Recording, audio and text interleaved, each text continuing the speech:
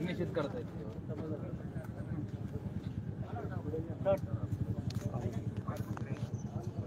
आज एक अत्यंत घृणास्पद प्रकार या इंदापूर तालुक्याच्या राजकीय इतिहासामध्ये घडलेला आहे. मी जवळजवळ या तालुक्याला 1952 सालापासून चांगली राजकीय पार्श्वभूमी आहे. अनेक लोकांनी या ठिकाणी प्रतिनिधित्व केलं, राजकारण केलं. त्यामध्ये स्वर्गीय शंकरराव बाजीराव पाटील यांचं की आता आम्ही पुतळ्याचं दर्शन घेतलं या ठिकाणी, त्यांनी केलं. गणपतराव बापू पाटील होते, त्यानंतर त्यांनीही चांगल्या पद्धतीचं राजकारण केलं. त्यानंतर स्वर्गीय घोलपतात्या होते आमदार म्हणून, त्यांनीही चांगलं काम केलं. नंतरच्या काळात ज्या लोकांना संधी मिळाली त्यांनी मात्र या तालुक्याचा इतिहास सगळा खराब करायचं काम केलं. आणि आज या तालुक्याच्या इतिहासातली सगळ्यात पहिली आणि अतिशय मनाला क्लेश देणारी घटना घडलेली आहे. वास्तविक पाहता आत्ताच विधानसभेची निवडणूक झाली कालच, यामध्ये चांगल्या पद्धतीने तालुक्यात मतदान आणि मी या ठिकाणी प्रवीण भैया माने जे परिवर्तन विकास आघाडीचे उमेदवार आहेत यांचं काम प्रचाराचं हिरिरीने करत होतो. परंतु या तालुक्यामध्ये ज्यांनी लोकप्रतिनिधी म्हणून मागच्या 20 वर्ष या तालुक्याचे आमदार मंत्री म्हणून काम केले, त्यांनी आज माझ्यावर दुपारी 1 वाजता सुरवड गावचे गुंड पाठवून माझ्यावर मोठा हल्ला या ठिकाणी करण्याचा प्रयत्न केला. ह्याचा मी सर्वप्रथम निषेध करतो. वास्तविक पाहता जे मागच्या महिन्याभरामध्ये निवडणुकीचा प्रचार चालला होता, या प्रचारामध्ये अनेक कार्यकर्ते सर्वपक्षीय आपापल्या पक्षाची बाजू मांडत होते आणि मी सुद्धा आमच्या उमेदवाराची बाजू त्या ठिकाणी मांडण्याचा प्रामाणिक प्रयत्न लोकशाही मार्गाने करत होतो. माझ्याकडून कुठलंही एवढी मी भाषणं केली, लोकांना त्या ठिकाणी आमचं मनोगत व्यक्त केलं, परंतु कधीही मी पातळी घसरून दिली नाही. परंतु आमच्या उमेदवाराला वाढता पाठिंबा बघता विशेषतः हर्षवर्धन पाटील साहेब यांच्या पायाखालची वाळू सरकली आणि आज त्यांनी मतदान झाल्यानंतर एक निंदनीय प्रकार केला. या प्रकारामध्ये पार्श्वभूमी अशी आहे की राजकीय कार्यकर्ते तर आपल्या नेत्याचं काम करतच असतात, परंतु आचारसंहितेमध्ये शासकीय किंवा निमशासकीय कर्मचाऱ्यांना कुठल्याही पक्षाचा जाहीर प्रचार करण्याची परवानगी नसते, कारण ते सरकारी पगार खात असतात त्या ठिकाणी. आणि हे नियमावली आम्ही नाही केलेली, निवडणूक आयोगाने केलेली आहे. आणि बावड्यामधील श्री शिवाजी विद्यालय ही जी संस्था आहे, या संस्थेचे प्रिन्सिपल दशरथ घोगरे हे त्या संस्थेचे जे अध्यक्ष आहेत हर्षवर्धन पाटील यांचा प्रचार करत होते.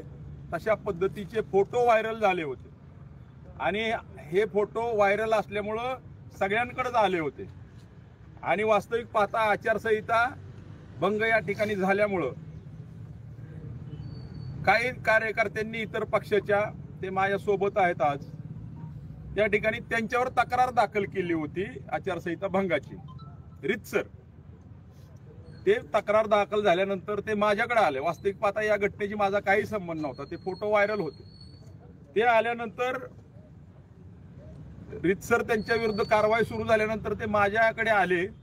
त्यांनी मला विनंती केली, दशरथ घोगरेंनी प्राध्यापक, की काही करा पण मला ह्या प्रकरणातून बाहेर काढा. बाकीच्या गोष्टी त्यांनी थोडंसं विनवणी केली. मग मी माणुसकीच्या नात्याने, त्यांची चूक असताना सुद्धा मी संबंधित जे तक्रारदार होते ते आता आमच्या बरोबर आहेत, आदरणीय पंडिताबा पाटील आणि इतर त्यांचे सर्व सहकारी, जवळजवळ 6 लोकांनी त्यांच्याविषयी तक्रार केलेली होती. त्या सर्वांना मी विनंती केली की जाऊ द्या, चूक झाली असेल, आपल्याला एवढं व्यवस्थित शांततेच्या पद्धतीने या तालुक्यामध्ये इलेक्शन चालू आहे, निवडणूक प्रक्रिया चालू आहे, त्याला कुठं गालबोट लावायचं नाही.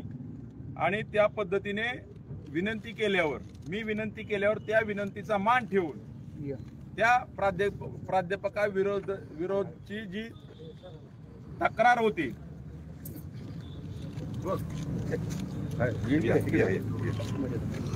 ती तक्रार केवळ एक माणुसकीच्या नात्याने तक्रारदारांनी त्याबद्दलची माघार त्या ठिकाणी घ्यायला लावली तक्रार आणि त्यांची नोकरी आम्ही या ठिकाणी वाचवली। परंतु हा प्रकार परवा दिवशी घडला। 18 तारखेला तक्रार मागे घेतली आम्ही, 17 तारखेला तक्रार दाखल झाली आणि 18ला माघार घ्यायला लावली।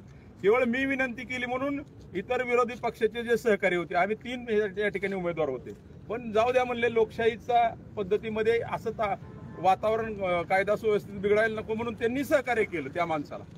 आणि त्यांनी काय केलं आज की त्यांनी त्या संस्थेचे जे अध्यक्ष आहेत, जे लोकशाहीच्या गप्पा या तालुक्यामध्ये करतात आणि केवळ मी विरोध करतोय, माझं नेतृत्व कुठंतरी पुढे यायला लागलंय, प्रवीण भैया मानेंचं नेतृत्व या तालुक्यामध्ये कुठंतरी पुढे यायला लागलंय।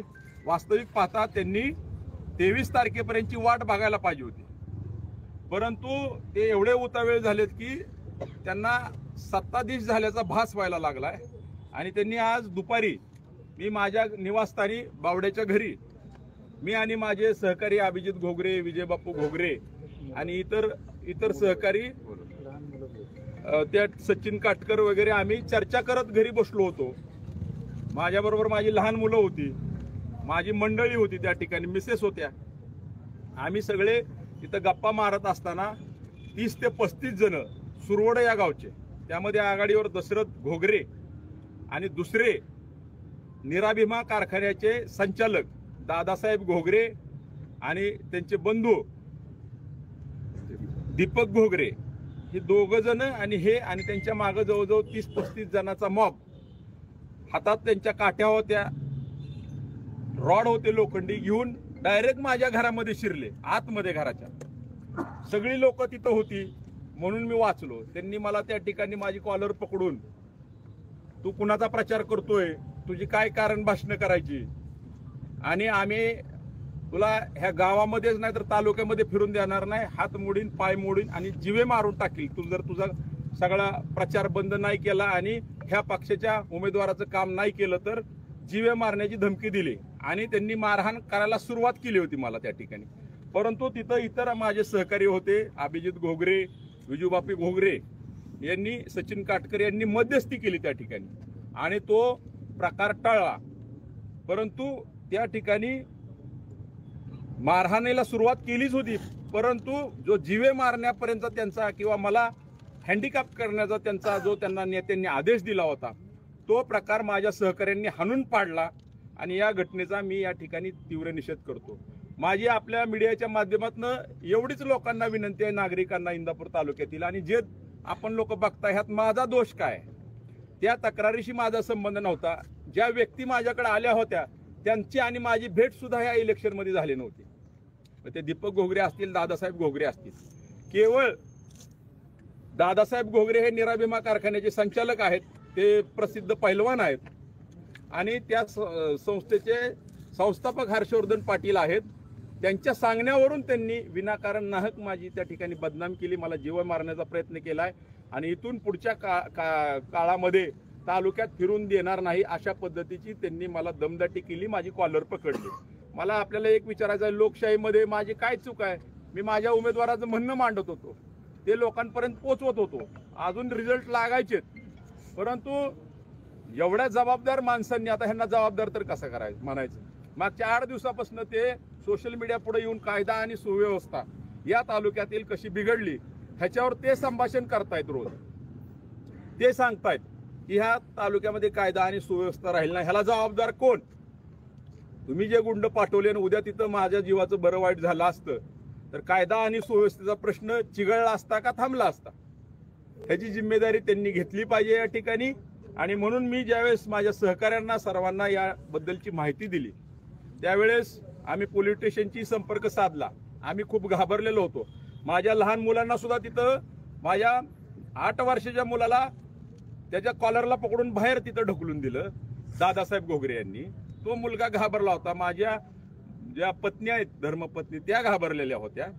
त्या सहकार्यांमुळे मी त्या ठिकाणी वाचलो. मग आम्ही पोलीस स्टेशनची संपर्क साधला. बावड्याचे API राऊत साहेब असतील किंवा कोकणे साहेब असतील, ह्यांनी आम्हाला खूप चांगलं या ठिकाणी सहकार्य केलं. त्यांनी आम्हाला सांगितलं की तुम्ही कुठल्याही परिस्थितीत घाबरू नका, कारण त्यावेळेस आम्ही प्रचंड घाबरलेलो होतो. आमच्या जीवाचं बरं वाईट होण्याची शक्यता असल्यामुळे. परंतु इथून पुढची जबाबदारी तरी त्यांनी आम्हाला धीर दिला. मग आम्ही सर्व सहकार्यांनी चर्चा केली की आता शेवटी माझ्यावर आज ना उद्या ही लोक प्राणघातक हल्ला अजून करणारच आहेत, कारण त्यांना तसे आदेश आहेत. वास्तविक पाहता एवढ्या खालच्या लेवलला राजकारण जाईल असं आम्हा युवा कार्यकर्त्यांना वाटलं नाही. आज आम्ही सगळे युवक आहोत आणि आमच्या युवकांचा कुठंतरी मोरल डाऊन होण्यासाठी ह्या गोष्टी करायच्या, म्हणजे अंगावर हात माणसाच्या टाकला की पुढची प्रक्रिया तो थांबवेल, अशा भावनेने आमच्यावर हा हल्ला झालाय. यात आमचा काय दोष आहे आम्ही जनतेला विचारतो. मग PI कोकणे साहेबांनी आम्हाला खूप मदत केली. आम्ही रितसर आता पोलीस स्टेशनला जाऊन तक्रार दिलेली आहे त्या आरोपींच्या विरोधात आणि त्याच्यावर कारवाई करण्याचं पोलीस स्टेशननी आम्हाला या ठिकाणी मान्य केलेलं आहे. तर ती कारवाई व्यवस्थित व्हावी आणि इथून पुढे माझ्या जीविताला काय धोका झाला तर त्यासाठी दादासाहेब घोगरे, दशरथ घोगरे आणि दीपक घोगरे हे सर्वस्वी आणि सराटी सुरवड मधील जी त्या ठिकाणी मुलं आली होती गुंड, हे जबाबदार राहतील हे मी सगळ्यांसमोर सांगतोय. तरी माझ्या जीविताची काळजी पोलीस प्रशासन नक्की घेईल असा या ठिकाणी विश्वास व्यक्त करतो. आणि माझी मागणी आहे या ठिकाणी, हा प्रकरणात मला कुणी दम दिला हा विषय महत्वाचा आहेच, परंतु या मागचा खरा सूत्रधार पोलिसांनी बाहेर काढावा आणि त्याला शासन व्हावं, त्याचा मुखवटा लोकांपुढे आला पाहिजे अशी आम्ही या ठिकाणी पोलीस स्टेशनला मागणी करतो. आरोपीला अटक झालीच पाहिजे.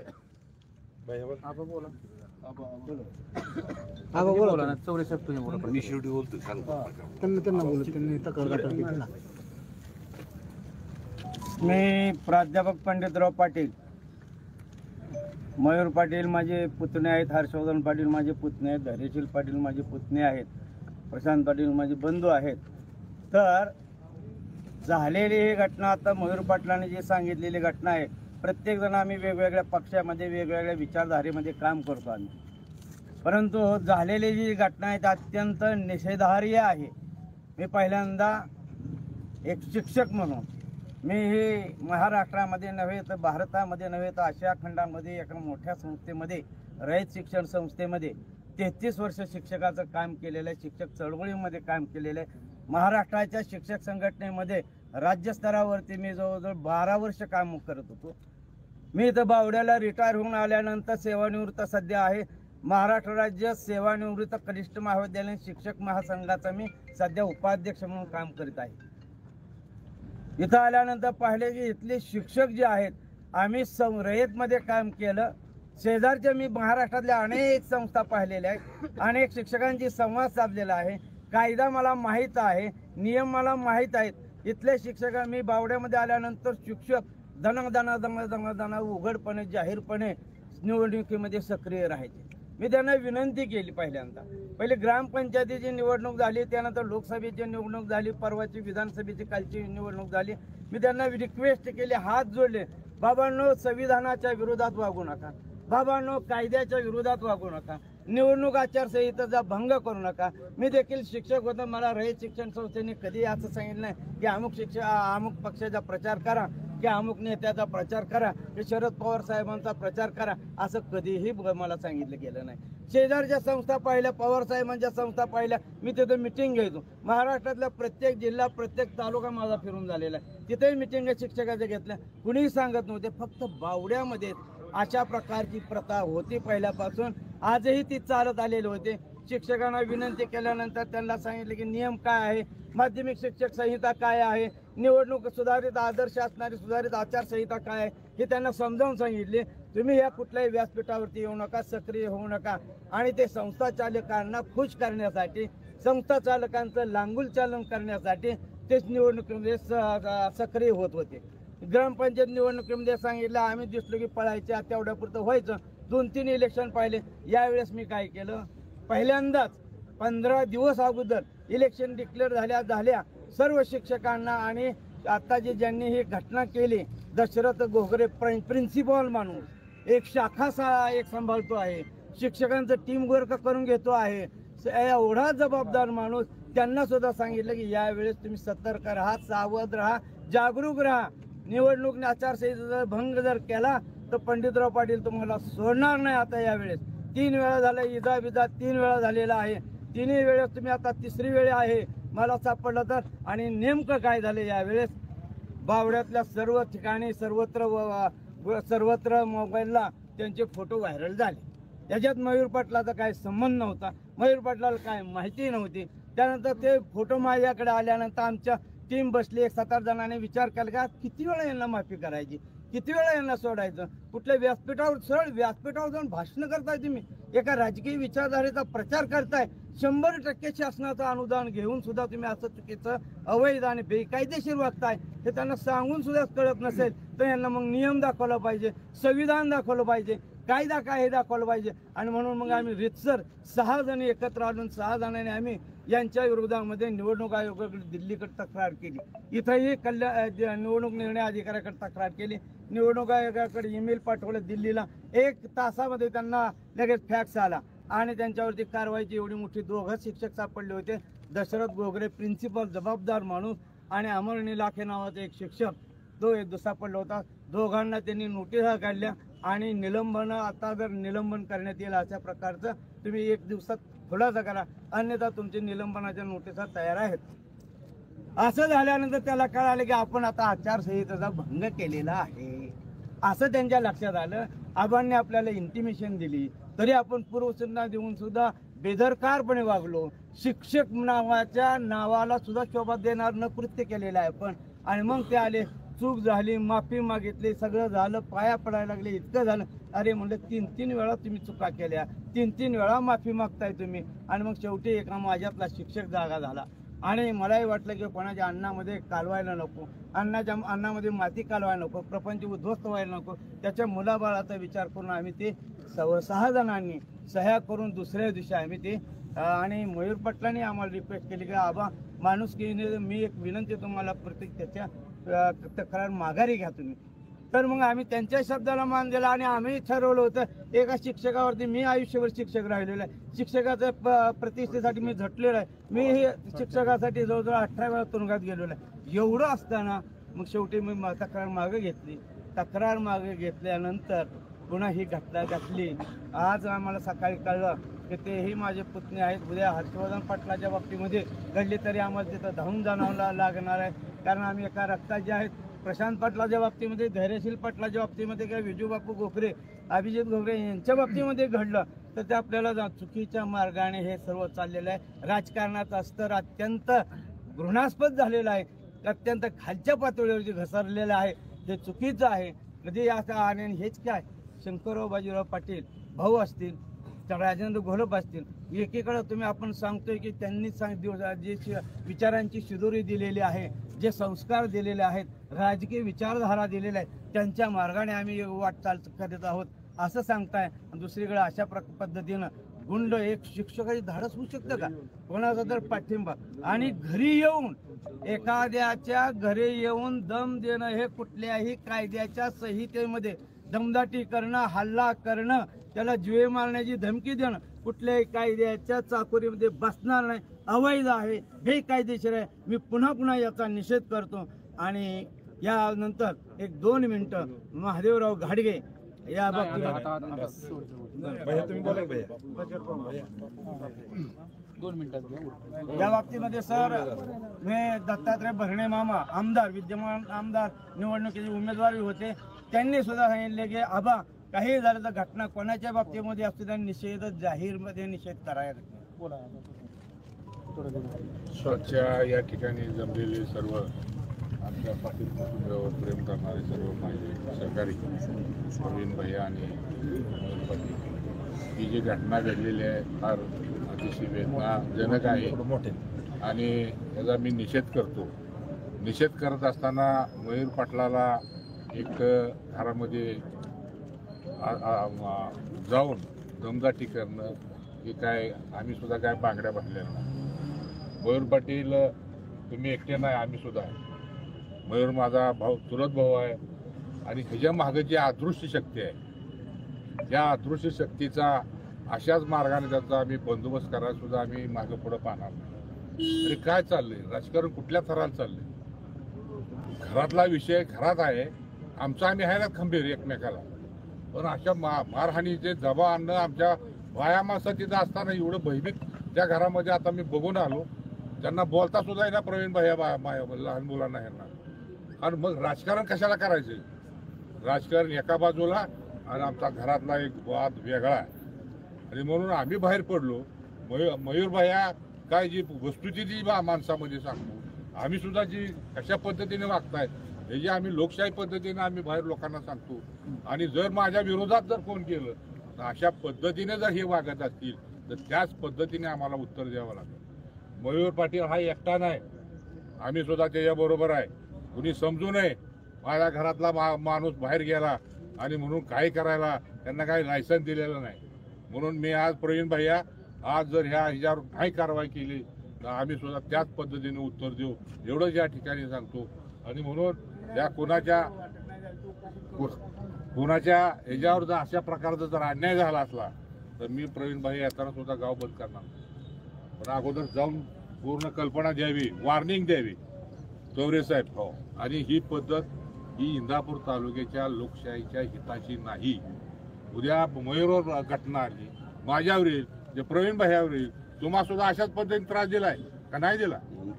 आम्ही सुद्धा बरोबर काम केलेलं राजकारणामध्ये. शंकर भाऊंचं नाव घ्यायचं आणि वेगळ्या प्रकारचं वातावरण सहानुभूती घ्यायची ही कदापि चालणार नाही. आणि शंकरराव पाटलांचं, घोलप साहेबांचं आपण नाव घ्यायची आपली नैतिकता सुद्धा नाही. ही असली गुंडगिरी तुम्ही करताय. भावाला अरे भावाला आम्हाला सोडलं नाही, भावाला सोडलं नाही, घराण्याला, आमच्या बाया माणसात सुद्धा, लहान पोरांना सुद्धा. तरी कसलं राजकारण करायचं इतक्या खालच्या पातळीवर जाऊन? इथून पुढे अजिबात चालणार नाही. आणि मी जशा तसं मी मयूरला म्हणलं, मयूर मी ज्या माणसं तुझ्या घरी आलेली आहेत त्या घरात मी जाऊन येणार. मयूर म्हणला बापू काका आता जाऊ नका. आणि म्हणून मी डायरेक्ट इंदापूरला आलो, नाही तर मी त्याची समाचार घेऊनच मी इकडे येणार होतो. परंतु इथून पुढे अशा गोष्टी चालणार नाहीत. ही अदृश्य शक्ती आहे, त्याला मला जाहीर आव्हान आहे की तुम्ही ज्या पद्धतीने चाललेला आहे ही लोकशाही नाही, ही बरोबर राजकारण नाही. आणि म्हणून ही अशा पद्धतीचं उद्या 23 तारखेला अशा कृतीला निश्चितपणानं जनता उत्तर दिल्याशिवाय राहणार नाही, हे जी आम्हाला खात्री आहे. म्हणून ही सर्व जनता तालुक्यातली ह्या माणसाकडून, ह्या अदृश्य शक्तीकडून जर कसल्या प्रकारचा अन्याय झाला तर सर्वजण आम्ही राजकारण बाजूला सारून त्या माणसांच्या, ज्या व्यक्तीला निश्चितपणानं आधार देण्याचं काम करू, एवढंच मी या ठिकाणी सांगतो. आणि पुन्हा एकदा मी ह्याचा निषेध करून मी या ठिकाणी थांबतो.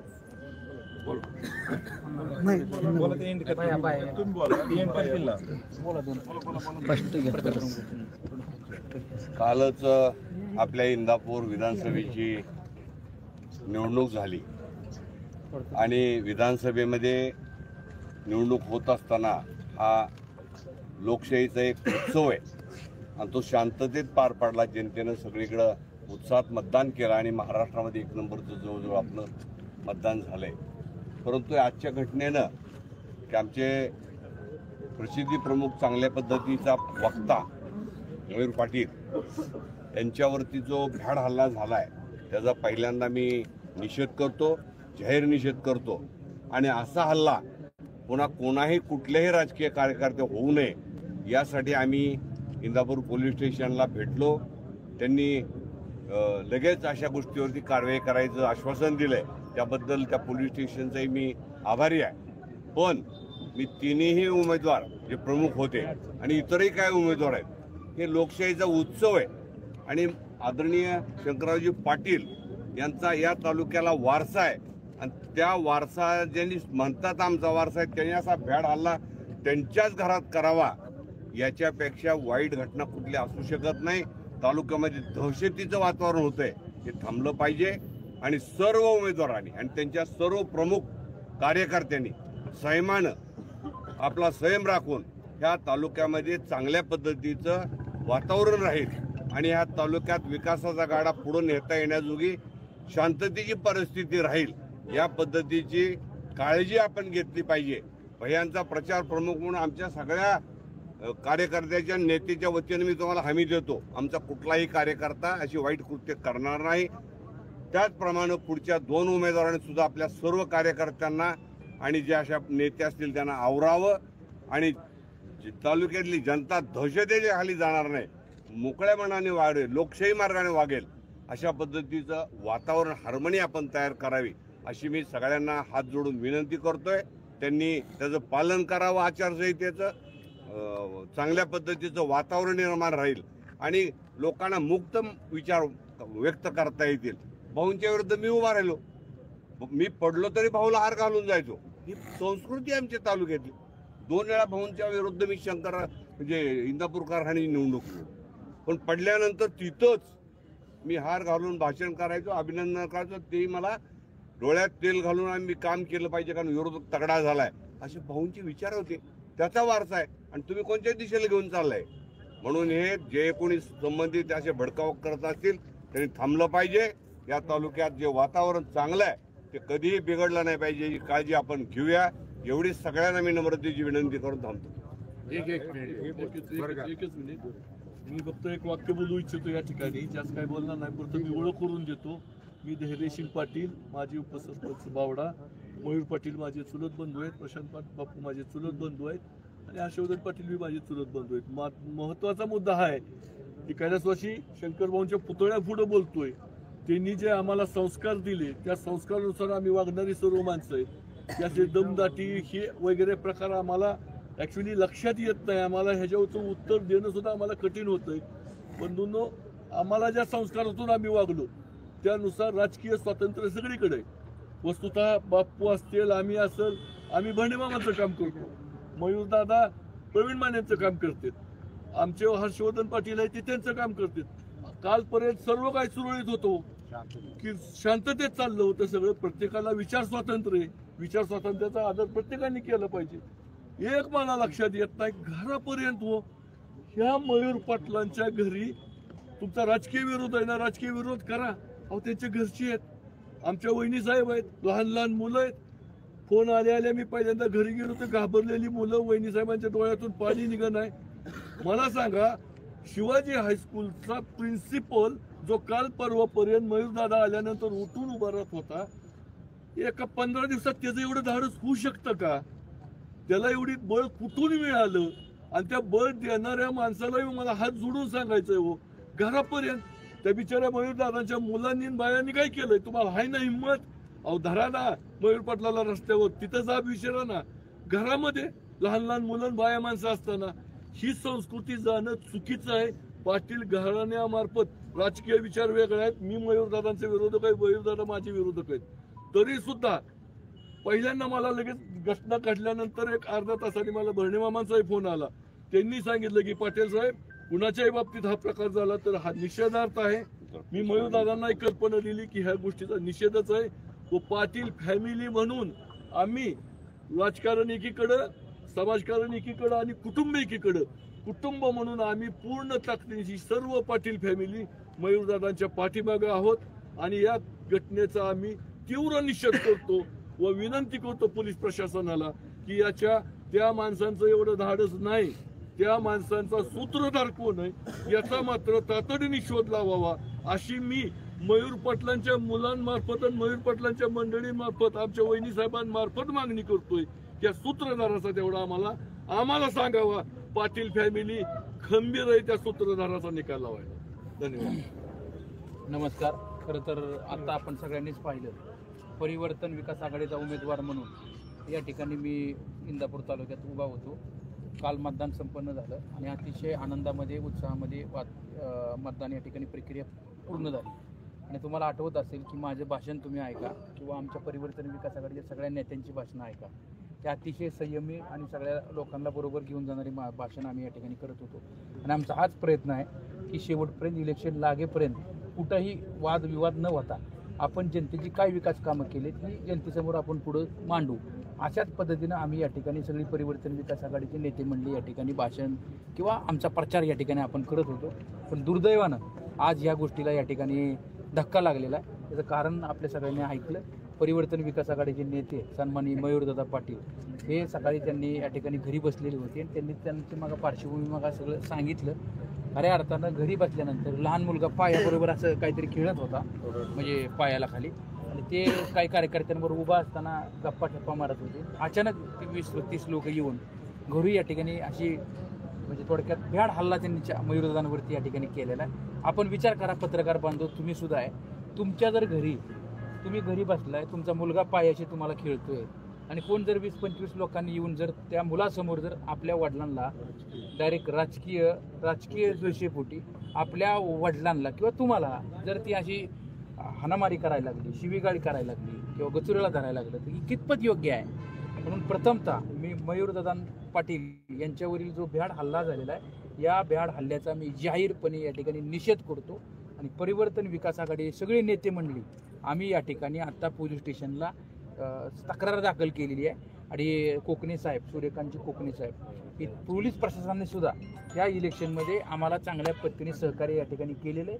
मी पोलीस प्रशासनाचं सुद्धा या ठिकाणी मनपूर्वक या ठिकाणी त्यांचा आभार मानतो, धन्यवाद देतो. त्यांनी काम खरंच चांगलं काम केलेलं आहे. पण आता हे जे काय आरोपी आहेत त्या आरोपींना कडक शिक्षा व्हावी अशी आम्हाला जी गुन्हे त्यांच्यावर दाखल व्हावे, त्यांच्यावर कडक शासन व्हावं आणि ही त्यांच्याकडून आम्हाला या पोलीस प्रशासनाकडनं या ठिकाणी अपेक्षा आहे. मला वाटतं ती 100% आम्हाला न्याय देतील. बरोबर आता मयूरदादा पाटील यांनी त्यांच्या घरी येऊन जे गोगरे आहेत त्यांचे 3 जण मिळून त्यांनी जी काय इतर त्यांनी जो हल्ला केलेला आहे, उद्या जर त्यांना काय झालं त्या सर्वस्वी जबाबदार ती मंडळी या ठिकाणी असतील असं मला आणि पोलीस प्रशासनाला सुद्धा विनंती करतो की त्यांना या ठिकाणी सुरक्षेची या ठिकाणी काळजी घ्यावी. त्याला पाहिजे वाटलं तर पोलीस प्रशासन द्यावं, पोलीस संरक्षण या ठिकाणी द्यावं अशी आमची मागणी. शेवटी बघा, राजकारण काल झालं मतदान, लोकांनी ज्याला मतदान करायचं होतं त्याला त्या निगडीत लोकांनी नागरिकांनी मतदान केलेलं आहे. आता हे जर 2 दिवस अगोदर झालं असतं ना तर हीच लोक या ठिकाणी सगळी म्हणली असती की यांनी राजकीय पोळीबासाठी या ठिकाणी केलेलं आहे, स्टंटसाठी केलेलं आहे. इथं स्टंट किंवा अमुक असा उद्देश नाही, पण कुणाच्याही घरामध्ये जाऊन कुणाच्याही अंगणामध्ये जाऊन या ठिकाणी जर आज या ठिकाणी दमदाटी किंवा हाणमारी जर करत असेल तर ही योग्य नाही. मी या गोष्टीचा जाहीरपणे या ठिकाणी निषेध करतो.